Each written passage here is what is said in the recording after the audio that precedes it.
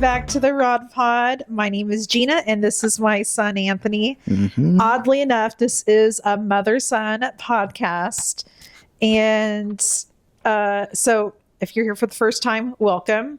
We have started a book series about 3 weeks ago, and we are in this book, Wild at Heart by John Eldredge.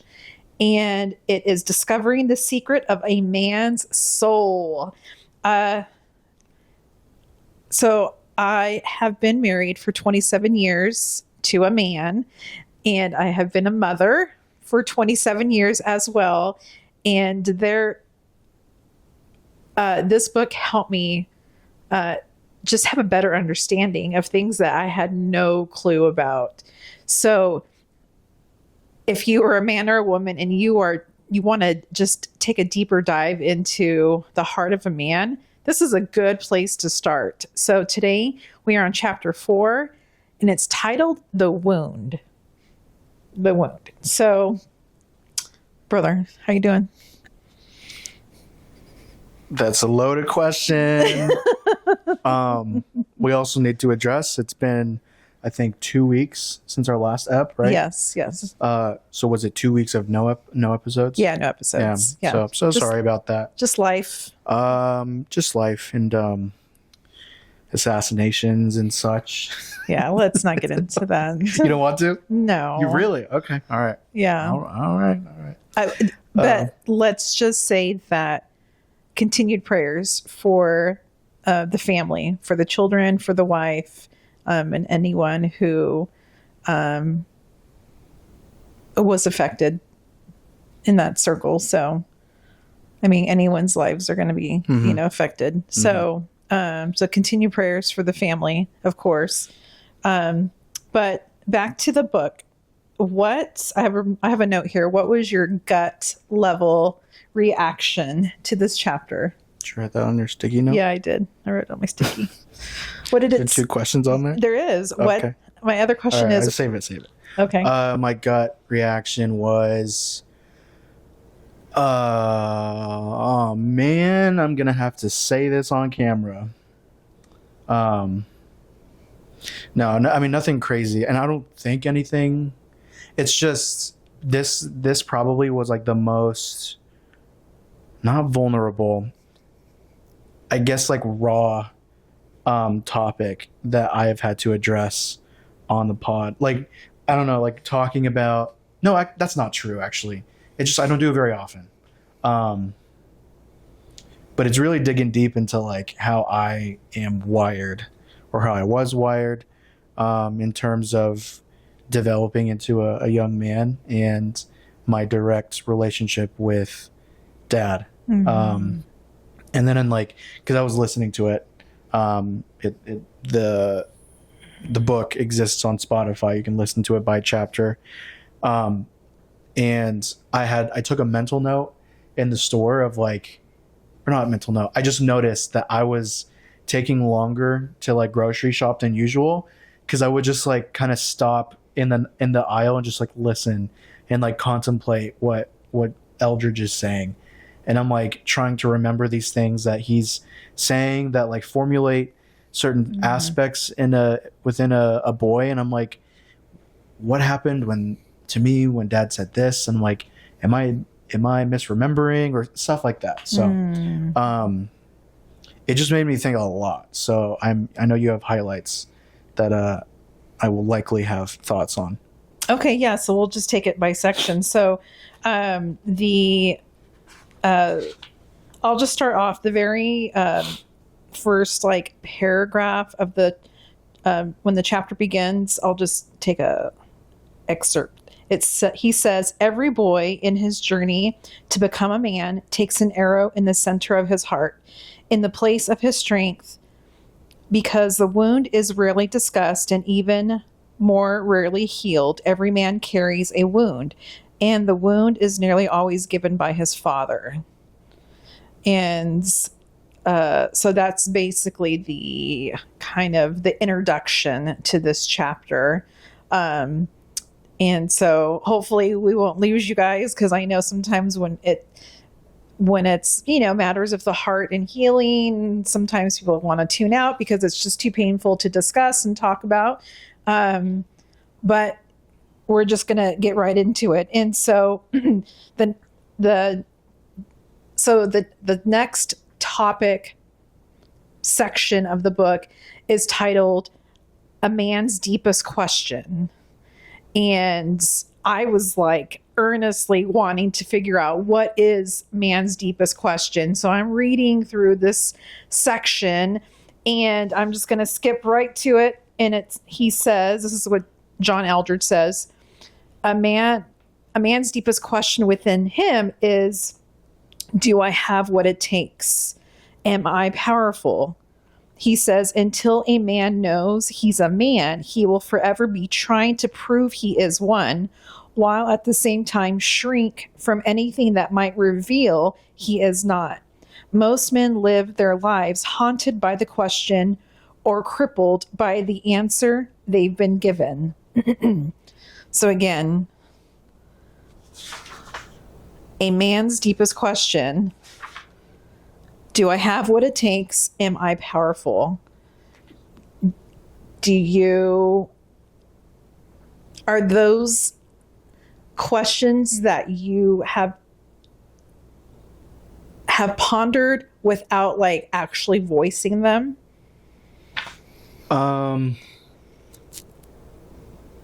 I'm trying to think of like very specific examples that are extremely relevant to that, but I don't know if this is related, but this would be a common young boy fantasy of, I remember so many times with different crushes, never one crush throughout school, where like I was a daydreamer. Anna knows this.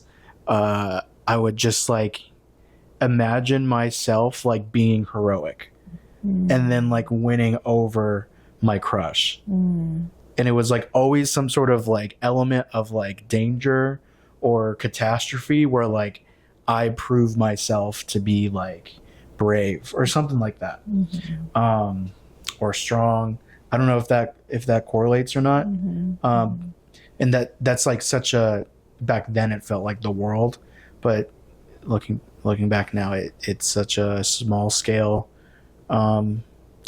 example of a big question like that. Well, it kind of goes back into what John Eldredge has shared, chapter 1, that there are 3 core desires of every man, and adventure to live, a battle to fight, and a beauty to rescue. Yeah. And so that would make... That relates, yeah. And then if we're talking wounds, I'm sure I have one from Dad, but there's also just, there was later on in the chapter, it's going to talk about how women can't bestow masculinity onto a boy. Yep. And it also got into I thought a lot about you during this, of how the mother will give the son like a gentle nickname. And then I thought about your nickname you had for me, which is it doesn't strike fear in the hearts of men. It would say that I'm a mama's boy. And where was I going with that? A wound. So I'll think of one for Dad if you want to know one, but a big one that I remember in high school was I played football that took up my whole life for 4 years, for better and for worse. And honestly, like a lot of my early feelings of masculinity, struggles with masculinity, came through that sport and that team and the coaches and my fellow players, teammates. A big wound that came from that was I was a lineman, so I had a lineman coach, And the first few years of playing under him, he was always very encouraging, and learned everything that I knew like from him. And as we got older, the jump from sophomore to junior year, that summer, everyone got a growth spurt except for me. And so everyone got big physically. And I no longer was a starter, which was okay. I considered being on the practice squad, I forgot what it's called already. Scout team. I consider that, still honorable to an extent, to help the starters, warm up. And even then I still understood, like, from my coach's perspective on me, it was more of like, yes, like it makes sense why I'm not out there. It's fine, but he still finds some sort of like value in me to the team. And I'm not like, that's how I interpreted it over time. I didn't like hold that thought like every single practice or game. But then there was one game where I think it was junior year. One of our second string people in the position that I was in was already out on an injury, I think. And so during the game, the main starter got injured on a play. And I was like, oh, perfect. Like, I haven't gotten playtime like all season. And so I told him, like, hey, coach, put me in. Because he was like scrambling really quick to like find a replacement. And he just looks at me and goes, and I was like, what? And then he puts someone in that like isn't used to that position. And then I like start spinning that game, and I went home pissed because I was like, I'm playing, or I'm in the sport to play the sport, and that should have been the moment where I'm in. And like in that moment, it was revealed to me that I wasn't taken seriously on the team. And I was like, what am I even doing this for? And I think you remember a couple times me begging you guys to let me quit, and that made it worse. And then quite honestly, finding out that I shouldn't have been playing anyway because of my shoulder, like, I don't know if it compounded it or like just made me feel justified that I just didn't belong there. And that, like, that moment in particular, like, I did not view that coach with the same internal respect, at least, because he didn't respect me. I was like, I put in 3 prior years of work to play the game, and when the moment mattered the most for me to like be ready and show up, I was prepared. I was like, I know I'm smaller than everyone, but like I'm ready. I know the plays. And he just laughed at me like in the moment. And I don't remember getting much playing time thereafter. And I remember the weeks following, maybe the guys on the team don't even remember, but I remember being a pain to the starters in the practices after that game. Because I was like, okay, if I can't play, then like every practice is a game to me. And I just went 110%, and the starters were getting mad because it was like, you're supposed to go like 70, 80. And I was like going full throttle, which like they would get mad. They're bigger than me. They would lean into me more. And then it was just going back and forth. No fights started, but like, I remember it was like almost like I was taking it out on my teammates because of what happened with my coach. So how would you interpret that wound? I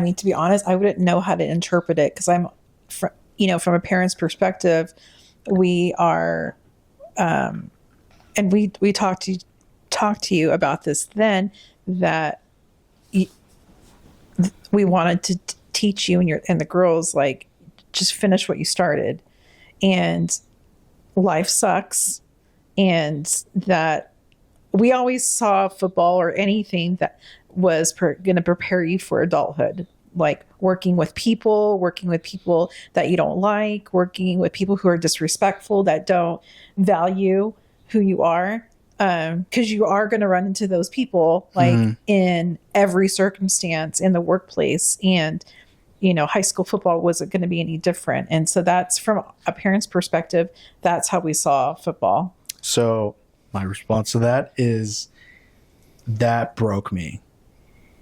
That gave me a false idea of commitment in life. Of like, if first off, it gave me more hesitance to sign on to anything, because it's like, if I do, outside of Anna, if I do, like, I'm just going to be trapped by my own commitment, and I'm not going to have a way out because of my principles.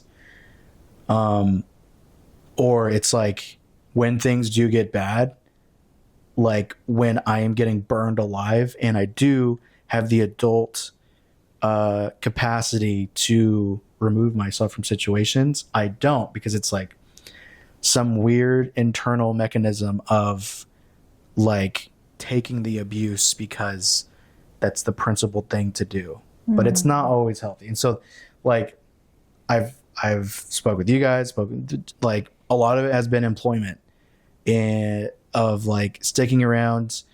And obviously there's another layer of like the faith aspect of like discerning with God of like, okay, God, what do you want me to do in this situation? But that was the football thing did create a layer of how I make decisions and commitments in life of like, I just need to do it. I need to stick around. Even relationships too, friendships, where I just stick around despite knowing that this isn't a good call for me.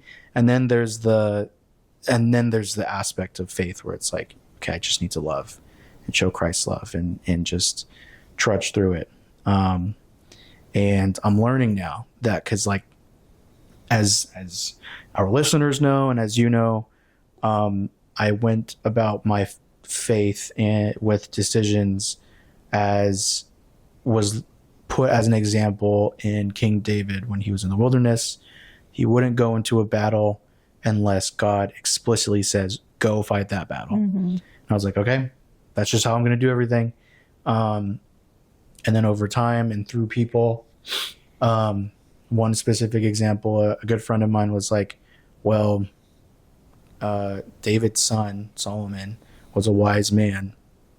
Yes, he heard from the Lord, but God also gave him wisdom to make choices and discernments on his own of, how to execute a plan and whatnot. So I still, day to day and week to week, I don't think I struggle with it, but I now know where I need to keep myself in check with choices.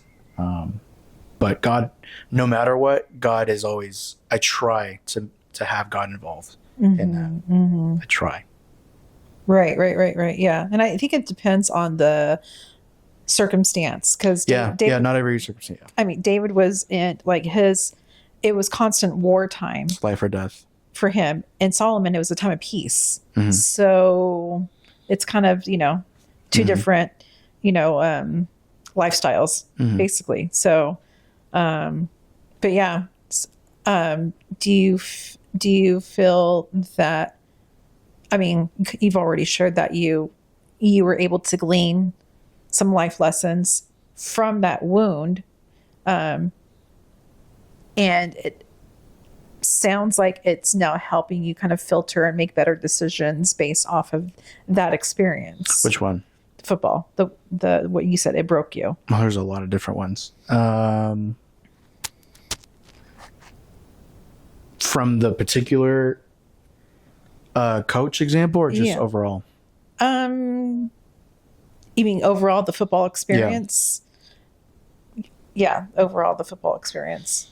It did show me like a lot of physical stuff, like in terms of size. Like I have to give credit to that, of like literally seeing myself be as strong as people larger than me. I saw that in the weight room a lot. I saw that on the field. And so whatever I needed to know as a man in terms of possible danger around me, big people don't really scare me. I mean, like, they don't scare me more than, to me, it's like even just when I'm with like my friends, like I don't view, unless like I see myself in a mirror with a taller friend, then I'll notice like, oh, he's much taller than me. But like in terms, like with many men, there's an automatic like sizing up of each other, conscious or non. I know it's very unconscious for me. But that was very important for me to learn, was just because people are bigger doesn't mean that I am weaker physically. And that kind of goes for life too. Right. I'm trying to think of, that was a positive one. A lot of like camaraderie came out of it. It was some sort of brotherhood that came from it, live with kids who I never thought I would connect with. I ended up having great connections with. Endurance physically and mentally was like the main thing with wrestling too. Pushing yourself beyond limits that you think you have and stuff like that. But that's not really, those aren't wounds. That's like positive lessons. Well, yeah. I mean, but I think we can learn from any painful experience. Right. There's lessons to be learned in everything. Cool. All right. You ready to move on? Yeah. All right. So this next section of the chapter is titled, Where does masculinity come from? And John says masculinity is bestowed. And he continues to say, a boy learns who he is and what he's got from a man or the company of men. He cannot learn it from any other place. He cannot learn it from other boys. He cannot learn it from the world of women. The plan from the beginning of time was that his father would lay the foundation for a young boy's heart and pass on to him what essential knowledge and confidence in his strength.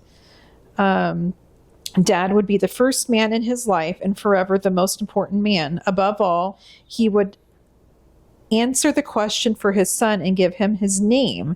Throughout history of man given to us in Scripture, it is the father who gives the blessing and thereby names the son.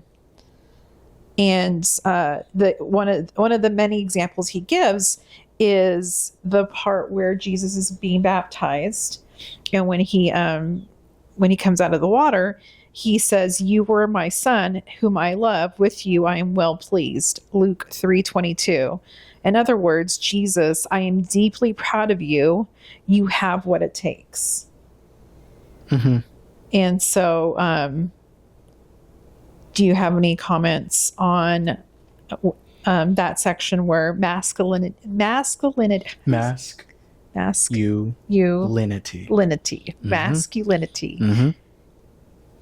is bestowed from a man or a company of men, it says? Dad is not a verbal person, and it took me my whole life to figure out how to interpret his messaging.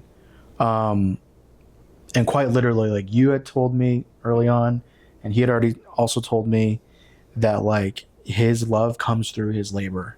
So I understood that from him, but then there's that's love, but then there's also his perception of me.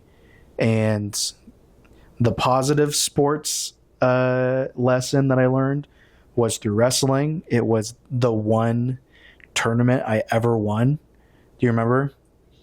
You won a lot of tournaments. No, I didn't. No. Oh, tournaments. Okay. Yeah, You mean, tournaments. wait, what do you think I said? Matches? Yeah, No. I didn't win very many matches either.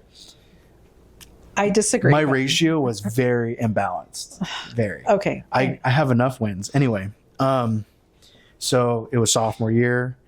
It was a tournament out of town, like I forgot where, McFarland or something, or Delano. And it was a long day, as many tournaments were.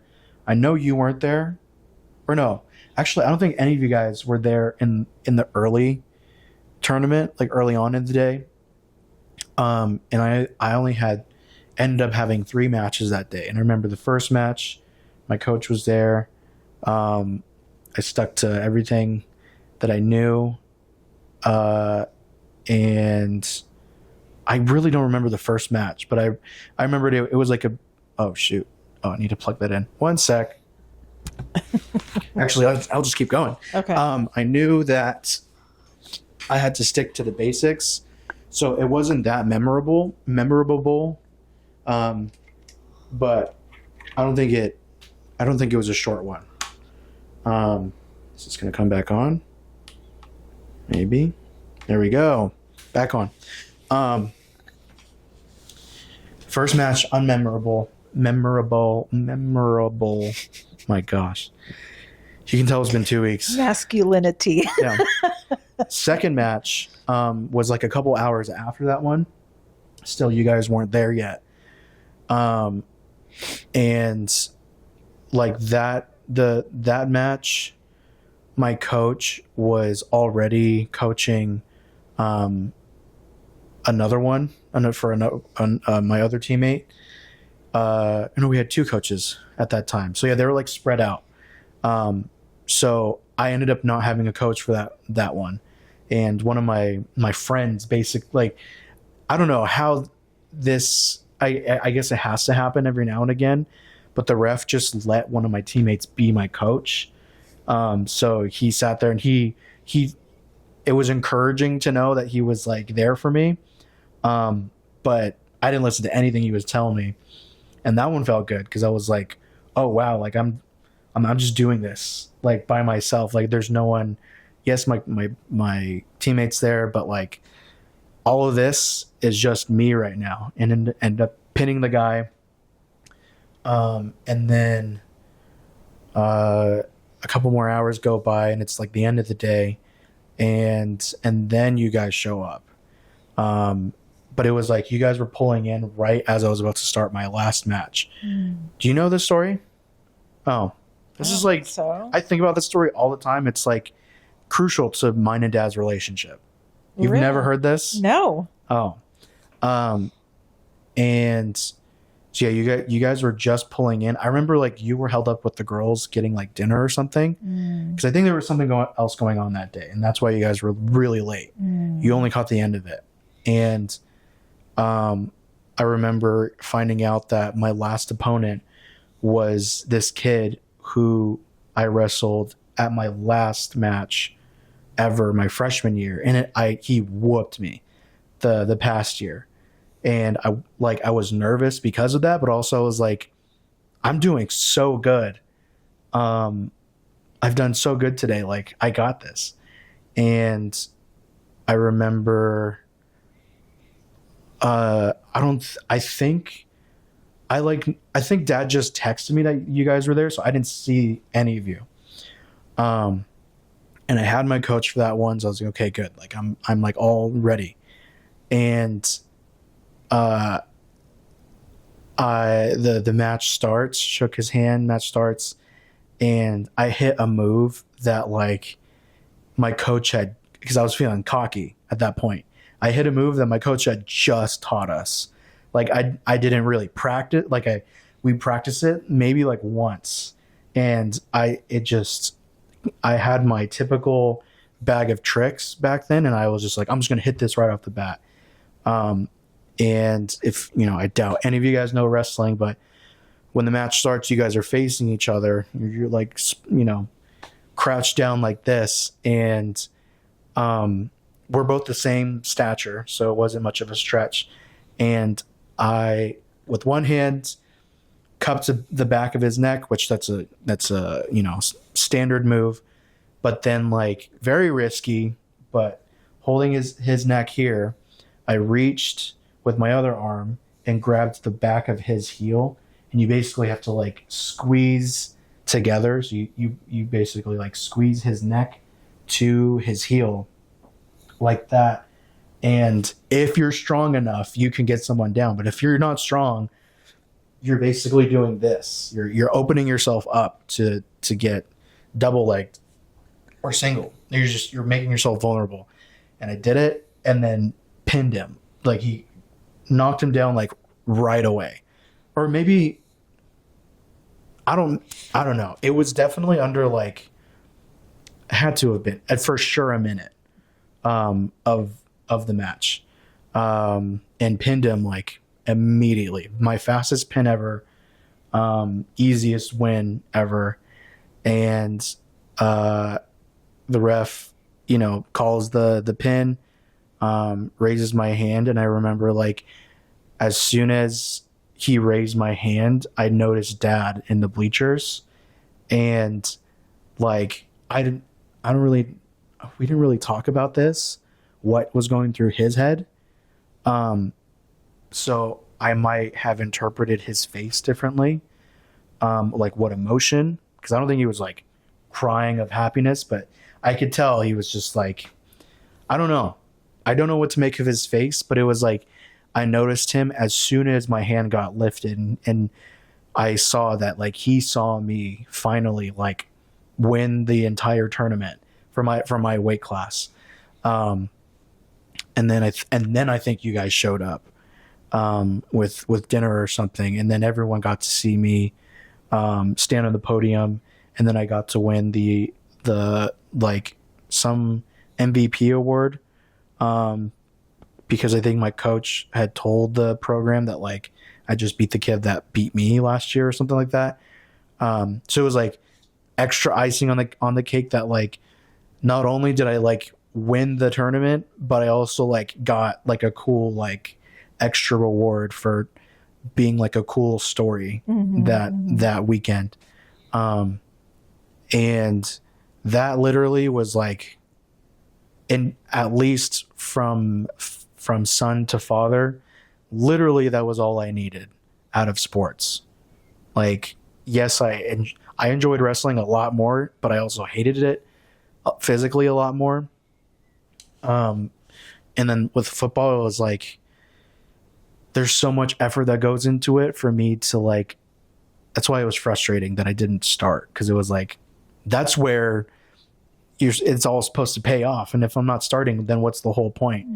So, but with wrestling, it was like, there's literally no one else to blame. You're literally wearing clothing that is tight. So you're just exposed in so many different ways. And like, it was like, I showed up for myself, and my dad saw that I was very capable of winning, and like, and also him seeing that like I was recognized by others in the tournament, wrestlers and the program people, of like getting that award. That image, like seeing Dad, is like burned in my brain. Like as soon as the ref raised my hand, it was like me and Dad like made eye contact immediately, and he was clapping. People were clapping, but this was like, it wasn't like it was the main event. There's a lot of different other things. So that's what made it even more kind of like a movie, was that like there was chaos everywhere, and I found Dad immediately through all of it in like the large crowd of bleachers of parents and family and stuff. What was the question to that one? So no, but let's before I answer that, it was the eye contact. Yeah, it was being seen, that Dad saw, and like I'm sure I'm wrong in interpreting what feelings. I'm sure I could guess it was pride and happiness, and thankfulness I didn't get pinned again by that kid. But it was like being seen. It was like no matter what he no matter what he actually ended up saying to me, I don't remember anything he said to me after that. I remember us making eye contact, of him seeing me win. And I was like, that was it. That's all I cared about, playing sports. So do you think that was a form of validation? Well, yes. Okay. Yeah. Yeah, literally, yeah. Okay. Wow. Yeah, I didn't know. I didn't have never like all these years did not know. It's a bummer because you guys would record those matches, right? Yeah. Didn't record that one. We're the one that I would love to have. We're gonna have to dig through some things because I want to see that move that I hit because then I proceeded to try that move again on varsity, got pinned too many times because that's a stupid move if you're not strong, and I wasn't like that kid that I got wasn't that strong, so by comparison, yeah. Anyway, wow, we're gonna have to look for some old clips. that does not. I know that video doesn't exist. Darn. Yeah. Man, okay. Thank you for sharing that. Mm-hmm. It was the nonverbal communication, which is pretty standard for pops, huh? It was all in the eyes. That's cool. So that whole before you started sharing your story, that the section of what we were discussing is masculinity, and that it's bestowed, and a boy learns who he is and what he's got from a man. A boy learns who he is and what he's got from a man or the company of men. And it sounds like your experience was kind of collective from your football experience, from coaches to your wrestling coach to dad. Can you think of anyone else that you think has kind of contributed to like that process of bestowing masculinity into your life?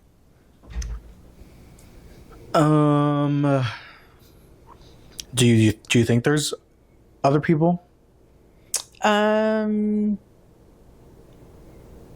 I mean, I wonder if like maybe any teachers,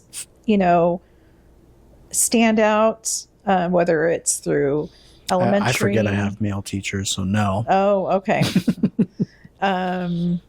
Or maybe, is there maybe a specific coach? Oh, you know what? My father-in-law,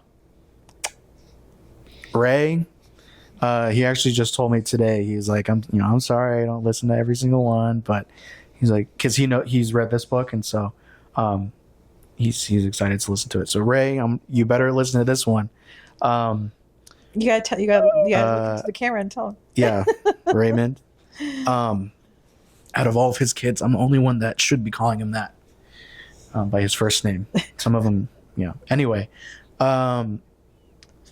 he is not ashamed to say that he is a man with feelings, and to see a man with the most rugged, like beaten up hands, you see that and assume that this guy has no feelings. He's very much tough laborer. He's fallen off roofs, bounced back up. He has raised his family from the ground up, with his wife Lisa, my mother-in-law, and takes it all on the chin. He has a lot of opportunity.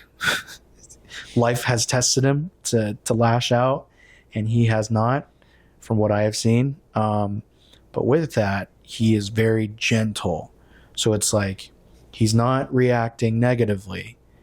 And that's really all that like a family could ask for. But he like responds. He not just responds, he's I think he would say he's been like this in more recent years. but that's when I met him, was in the more recent years, of how gentle he is with his family, with his kids, with his wife, with his daughter's boyfriends, fiancés, and husbands.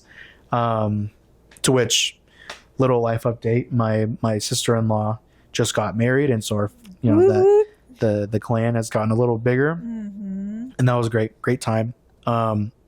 So yeah, seeing him, like Ray, that there's a way to go about emotion that I'm still mastering. But he does it in a way that makes people feel safe, that makes people feel heard and seen.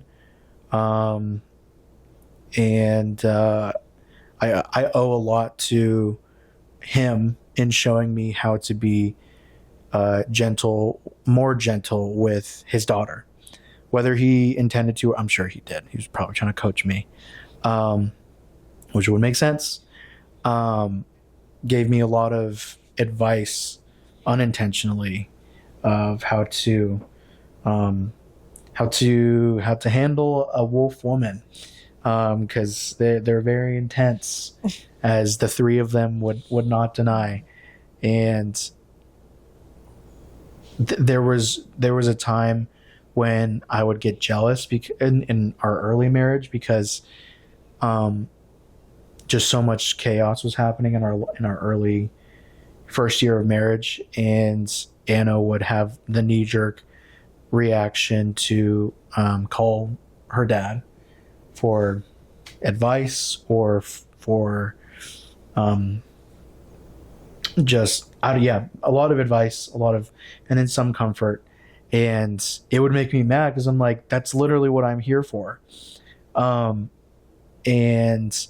through some conversation with her, but of saying all right, that's that, we need to have these discussions between you and I, and then you can talk to your dad. It was a combination of that, but also me actually learning from Ray of okay, what about him is inviting his daughter into conversation with him, and how can I be more welcoming to that? So it was a collaboration between Anna and I of you gotta call him less when inconveniences pop up, and then I had to learn. I'm you haven't called your parents in a while. You should probably do that now. So that's always been a balance. But he was such a good example of that, and then also of sharing the word, talking about the word, how to start those conversations. I've learned to add my own take to that approach with people, but he always approached it with such boldness. And there was a while where he would send me pretty hefty summaries of devotions that he would do, or when he would do a devotion, and he would think of me, he would let me know he thought of me. And then he would always be encouraging, and then always reiterate again and again. And he still does this, reiterates how welcome I am in their family, and grateful he is and stuff. And even to someone like me who doesn't really seek words of affirmation, that still means a lot. So my own father-in-law has been an example of the more soft side of masculinity, or how masculinity can also be tender. Yeah. That's beautiful. Don't you wish that for everyone? What? To have that, you have that in a father-in-law, and not everyone has that. I felt bad not being able to connect with them this last visit. There was a lot of health scares during the wedding. Everyone's fine now, Mhm. and everyone's healing. But that was one thing I missed about this past trip was we were both so scatterbrained and had our hands on different stuff last week that we didn't get much of a chance to connect, which is good, which is fine. There's no yawning. Sorry. No, I just wanted to say that we could have never picked, like, that was a God ordained thing. We were so blessed to be able to, like, have Anna a part of our family, and her, like, we love her parents, and there's such a blessing. So we just, like, for me, I pray that everyone, has that opportunity to have, people like that in their life, such as Ray and Elisa, and just great in-laws and stuff. So, Okay, so we're kind of reaching the end a little bit, but I do want to hit the topic of, oh man, do you have, are we already in an hour? we don't have to end Okay. particularly, but let's get through some stuff. Oh, okay. Okay. So yeah, now moving on to this next section is titled Mothers and Sons. Yeah, I was gonna bring it up. Okay. So thoughts. It all makes sense to me. What makes sense? My rebellious phase of wanting to be dangerous. And it started in wholesome ways of just like the messaging did come from Dad also, but like you were always the mouthpiece between you two of like don't go on the street for very long. Like, you can go outside, but don't like go down the street past the house. And my high school or senior year of high school, I ended up like taking the bike for rides like around the neighborhood. And like, even though my own cousins and friends had like that was a very normal thing to them, it was like abnormal to me. And like, that was the most freedom I had ever felt, like up until that point. And then there was the car stuff, where like learning how to drive felt very liberating. And then getting in trouble with the car a couple of times, me being dangerous and reckless and stuff, whether I intended to or not. Eldridge talked about that, of like between mother and son, there's a departure of like almost like a emotionally violent, like ripping away of that persona of mama's boy. What'd you make of it? Yeah, it gave me a better understanding of that. My and these are all generalities, but my response as a protective mom was normal. Yeah. That's normal. I definitely saw that. Let me see if I highlighted anything. I definitely knew, he says, femininity cannot never bestow masculinity. So I was never going to be able to, give you anything that you needed as far as masculinity was concerned. He says, John says, but if a mother will not allow her son to become dangerous, if she does not let the father take him away, she will emasculate him. And I definitely saw, or I was definitely remembering like how much I was just wanting so much to protect you and the girls. And because I always felt like if something ever happened to you, that it was my fault. It was always going to be my fault. And that was just because of the things that happened to me. And so, but I knew that when it came time for college, that you needed to go. Like, you needed to go away, because despite how painful it was, and we've talked about this before on the pod, but I knew that there was just life lessons that I would never be able to teach you, or even Dad never be able to teach you, that things that you had to learn on your own. Yeah. And I'm sure I was right. Yeah. Because college too was a time of like oh gosh, like the first day you left, I was like, I can do whatever I want now. Now it's like, it is now time to enjoy life. And then, like, you know, that is its own lesson. And then it's like, oh shoot, I'm out on my own here. Like this, like that, this is the real test of like, how do I handle life? Like, how do I plan for it? How do I react? How do I recover from it? All on my own. And like, yes, you guys were available, you know, a state away, but like day to day,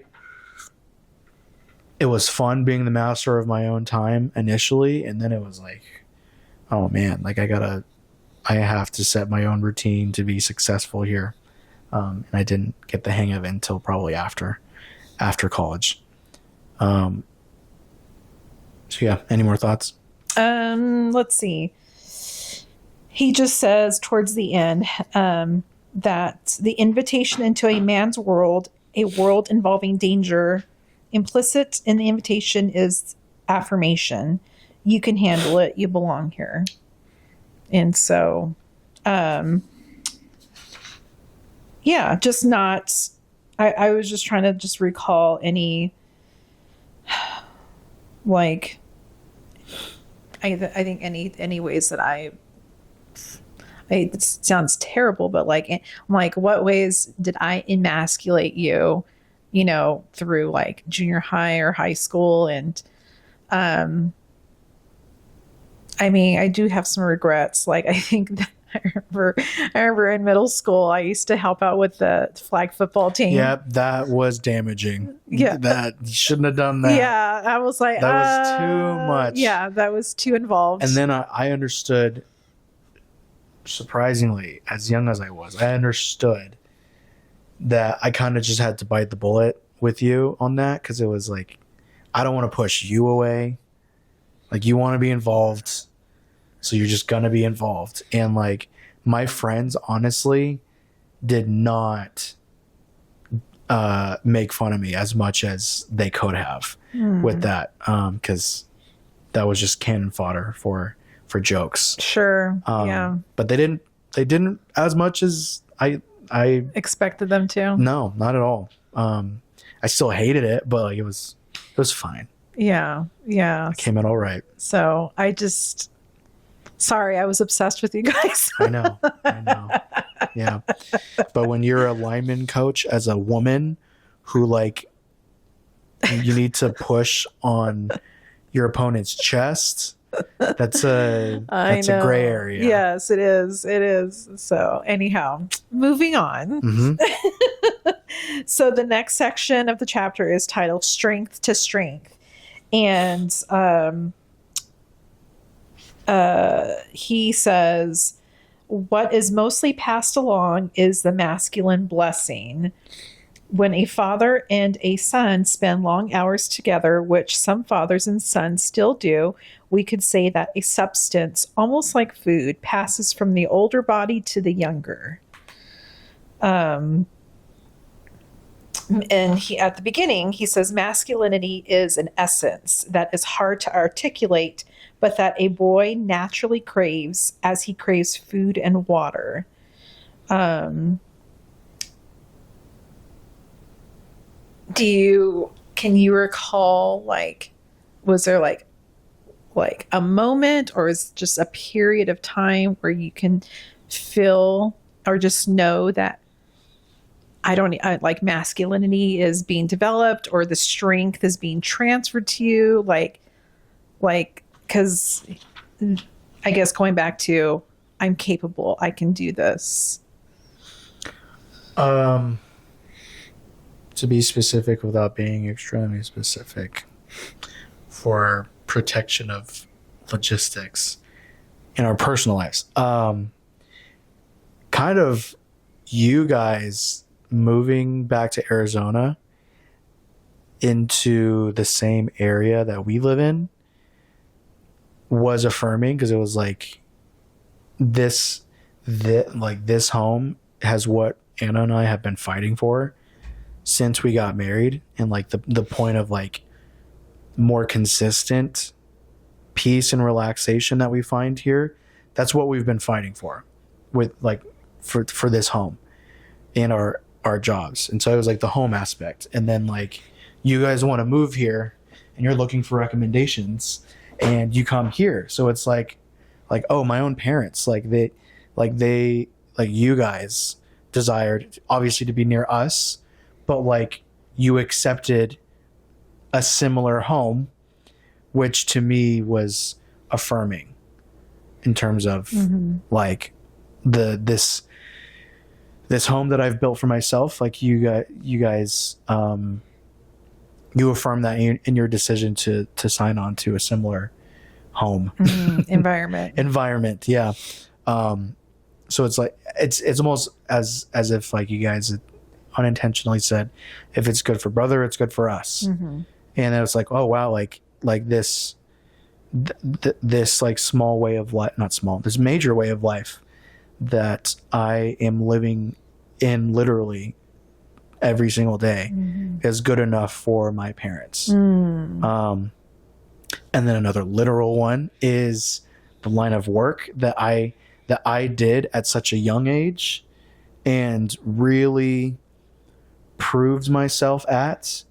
I am like almost legendary at that workplace, or myth, not legendary, but I'm a myth now. Yes. There. Yes. Or at least like my impact is still felt. Right. And you guys got to see that in your early days, and I guess still hear about it every now and again. And like now you guys are impactful, and I'm sure that is very familiar to my old coworkers to see a similar work ethic. It just feels like, it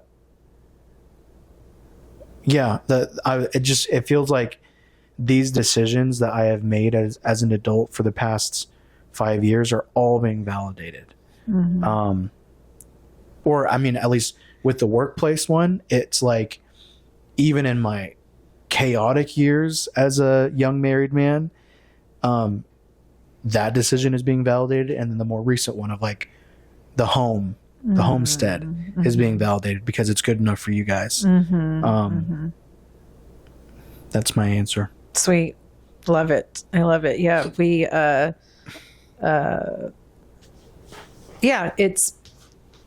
it's like, oh, like with, the folks that you used to work with, it's like, oh, now it makes sense why, they know you as Anthony, why Anthony, was the way he was, his work ethic and just, who he is and stuff. They're like, oh, okay. Now it like, and it made it, I think it made it easier for them to trust us too. And so. Yeah. Which is also another affirming thing of like, I'm glad that I departed in a very professional and respectful way, because like I could not have known that you guys would be there 3-4 years later. And so it was like, by any means, wherever I'm departing, like I do always want to leave respectfully, not for the hopes of me or a part of me returning, but like just so that like, I don't know, it's nice to know that a lot of them thought of me well, and that my doesn't really matter, shouldn't matter, but my image is still like good from their perspective. Sure. Yeah. Cool. All right, let's move on. So let's see. Let me make sure. Oh, so this is like really like the last part. This is called the last section of this chapter is called the father wound, and it's a little bit more specific. And John provides examples of men that he's interviewed who had very impactful father wounds, and this one I do know the answer to. Okay. Do you want to Continue. share? You want to share yours first? Well, you can. Do you need to flesh it out more? So no. Let's see. Let me see if he just gives examples. Not receiving any blessing from your father is an injury. He also says some fathers give a wound merely by their silence. They are present yet absent to their sons. There's also, in the case, there are violent fathers who leave wounds, and then there's the effect. Oh, so that is one more section. The effect of the wound's effect. Every man carries a wound. I have never met a man without one. No matter how good your life may have seemed to you, you live in a broken world full of broken people. Your mother and father, no matter how wonderful, couldn't have been perfect.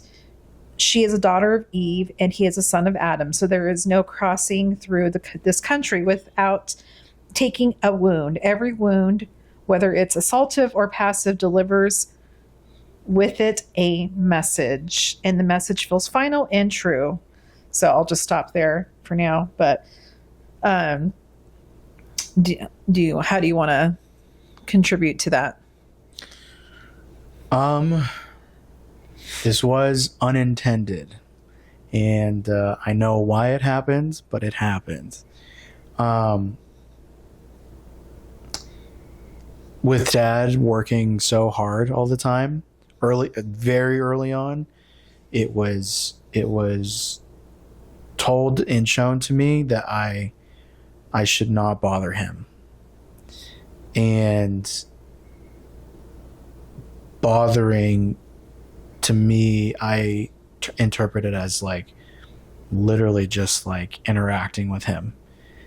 So like I was from what I can remember at a young age, uncomfortable with him because I just didn't know him. I felt like because I didn't, in the developmental years, felt that I couldn't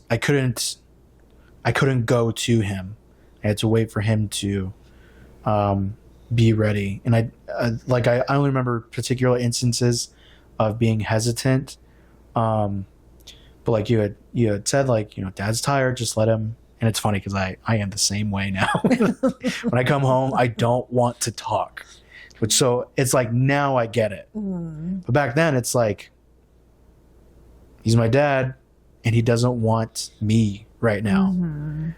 And early on, no possible way for me to completely understand the meaning of like an 8-hour day of work and then just being, for a parent to have their own needs, far from my understanding. Couldn't comprehend that.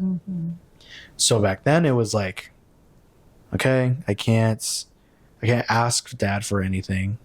I can't like show him anything. And so whatever he did decide to show me, whatever he did decide to like for me to show him, like I probably capitalized on even more so. And that's very much where my love of movies came from, because it was like Dad's like letting me in on him. So that's where the Star Wars stuff came from. I mean, as like a progressing, young man, it was like him and I would watch movies together, and it got to a point probably in middle school where he let me like control the remote and like browse stuff, and like we would just watch stuff together, or he would have me put on a movie, and that was like nice. And so you guys can probably see behind Mom that it's just Star Wars. And so like, we literally have an episode dedicated to why I like it specifically.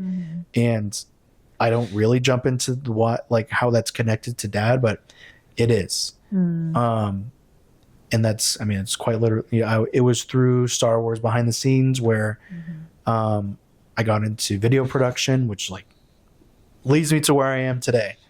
So you could say that like all that started because I was honored for Dad to like show me stuff. And so where I think the wound manifested itself is my caution to bother people with myself, with who I am.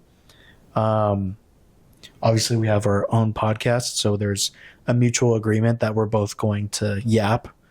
But when it comes to, like, say, social interaction, where I know that like someone wants to talk to me, I try to have them talk more because I don't want to take up space. Or there's this toxic masculine thing I do of, if I'm in a store with Anna and we're looking for something and we can't find it, she's like, why don't you just ask someone? I'm like, no, it's fine. I'll do it myself. Like, I can find it. I know I can find it. I don't need to bother someone else. Or I'm like hyper sensitive to taking up space in public. And when I'm with Anna, she hates it because I'm kind of like sheepdogging her all the time, because she just lives in space without knowing who's next to her. And so I'm constantly, babe, you're in the way. She's like, I'm standing here. I'm like, whose way am I in? They can walk around me. I'm like, no, like they're trying to get. So I'm like considering other people. I don't want to take up space myself. And then I think there's a positive aspect to that of like being aware of what I look like to strangers, especially other women in public. So I'm like, I know I look like a scary man, so I'm going to wait to get on the elevator or something like that. So the wound being who I am, or not who I am. My connection is a nuisance, or like my desire to connect is a nuisance when it's not. But I get why. Obviously, I get why. So it's not very much not a chip on my shoulder, and becoming my own man has really made me understood Dad much more in the past few years. Wow. Thank you for sharing that. And I think that I wonder if most people are not even sure how to articulate that. And so you articulated that very well. Yeah. And like Eldridge says that everyone has a wound. That is such a fortunate wound to have compared to some serious ones that other young men have, that they carry, whether it's the wound of complete physical absence or complete emotional absence. I'm blessed to say that I don't have that. Or like abuse. I for sure don't have that. So that's why I was like, I felt not nervous, but very, I knew this was gonna be a,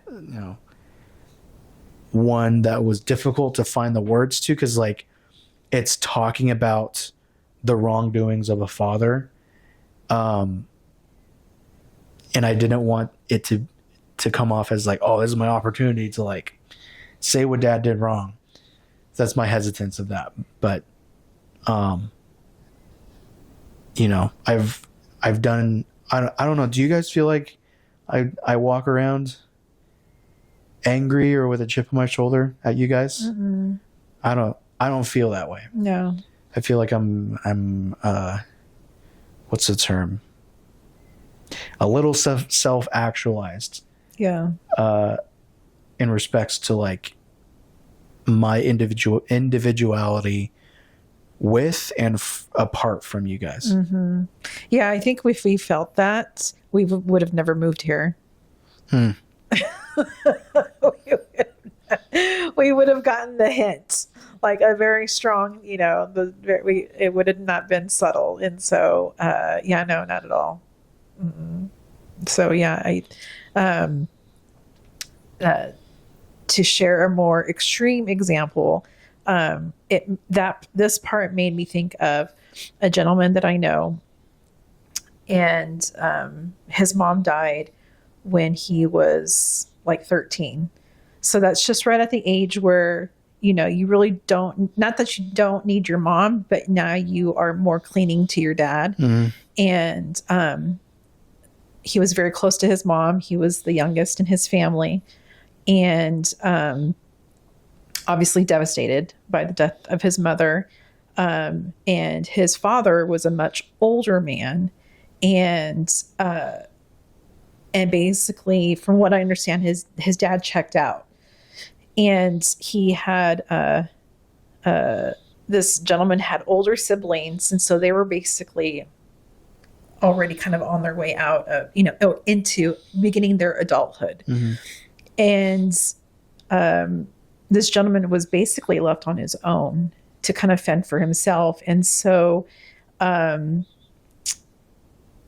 he, from that point on, he lived with friends. So basically, I think the remainder, I don't even know if he really went to school often. But I think when he was in school, he lived with friends until he went into the service. And I think he went into the service when he was like 18, 19.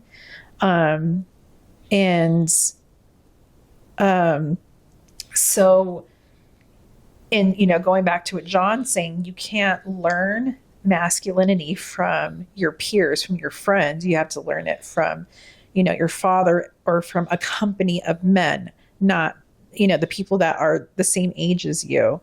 And so, over the year, this man is now, in his late 60s. And I've seen over the years how, him not ever, been able to, from my perspective, heal from that father wound, because he never had a relationship with his father, and never made an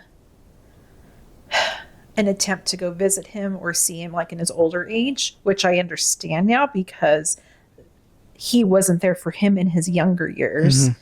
And so, but I've seen how that transferred to this man's, his children, and how it can just keep getting passed down from generation to generation if it's not discovered. And so, it, like, when I think about, like, certain people come to mind during like holidays or whatever, or birthdays, I think of this person and how, like, after all these years, he's still the wounded 13-year-old boy who, basically lost both of his parents.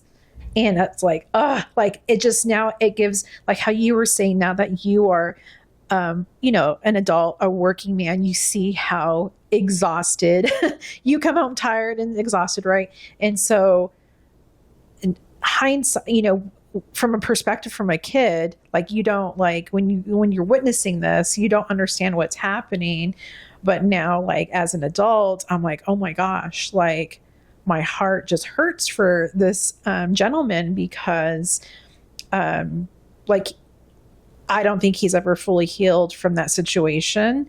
And it just hurts my heart. It hurts my heart for him and stuff. And so,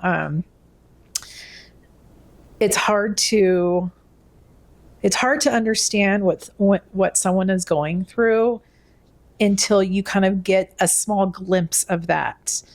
And anyhow, I guess that's where, empathy and comes in and stuff. So, mm-hmm. Yeah. So it's more of a, I guess, severe, example of what young men can go through. So, any other thoughts on this chapter? Just the messaging,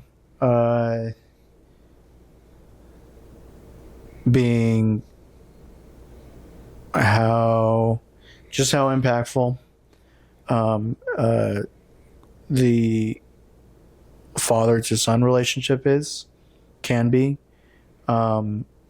if done right, can breathe a lot of life into a growing boy. If done wrong, can either hold them back or create something negative within that boy, or set them back a few years in progress. It's a lot of damage to be done, even in like small moments that an older man probably isn't even aware of. So at least to me, like that puts a lot on my mind at the prospect of being a father, but also at just an older figure in other young men's lives. Mm-hmm. I'm still young, but there's just, the occasional younger person around me. Mm-hmm. And it makes me think of them, of like,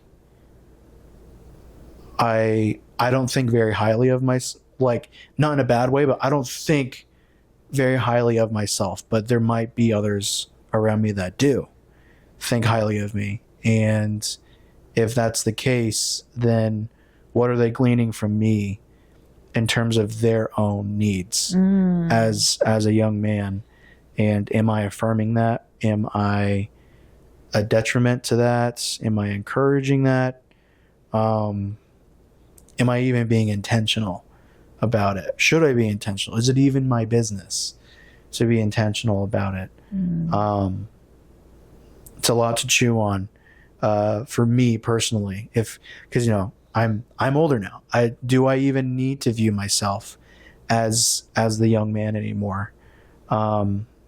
There's always going to be someone older, but like I have now been seasoned enough to begin bestowing the positivity to someone younger. And it's just a matter of like how much effort am I willing to put in, and also discernment Right. with the Lord of is this my battle? That's good. That's good. Wow. Yeah, I really liked the way this conversation and the way it's ending. So I don't know if Dad's gonna listen to this, but if he does, or you can just tell him, we talked about the wound that he gave me, and I'm not bitter about it, and it wasn't even that big of a deal because I'm, right. I'm good. Yeah.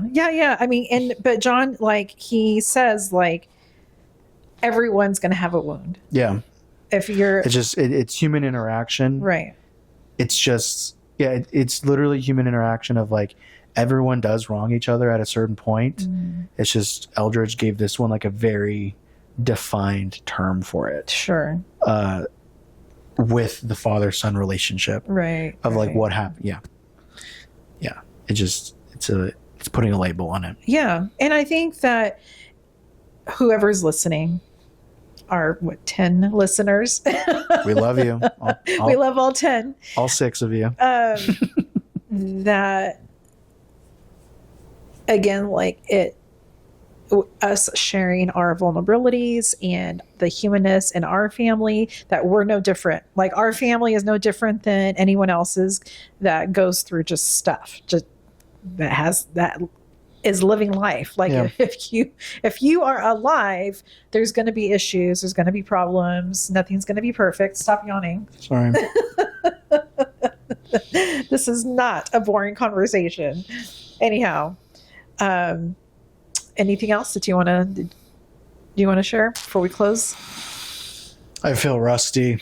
Okay. 2 weeks off. I feel that I need to, this exercises the pod muscle again. Yeah. Yep. When you don't do it back to back, it's like it kind of fades a little bit. It's like working out. Yeah, but it was good. Thank you. Yeah. And friends, if you have any thoughts, comments, we'd love to hear your perspective, because again, we're sharing things from our perspective and reading the book from our perspective. I'm reading it through the lens of a woman, late 40s, as a mom, as a wife, and as a future grandmother, which is going to, I think, Not presently, but I think which is just going to enhance our knowledge collectively overall on, you know, a whole new generation to come. And I think it's cool that we can like recognize generational things and like break them and know that we don't have to repeat things that happened in our past, and so we can do things differently. And I think that's what we all hope to do anyways, right? We take the good with the bad, you know, that we learned from our parents. And so so let us know your thoughts, whether it's a public comment or a private. You can privately message us. We'd love to hear your thoughts on this. And if this has stirred anyone to want to even read this, we want to hear your thoughts on that as well. So thank you for joining us, and we will see you next week. Goodbye, everyone. Bye.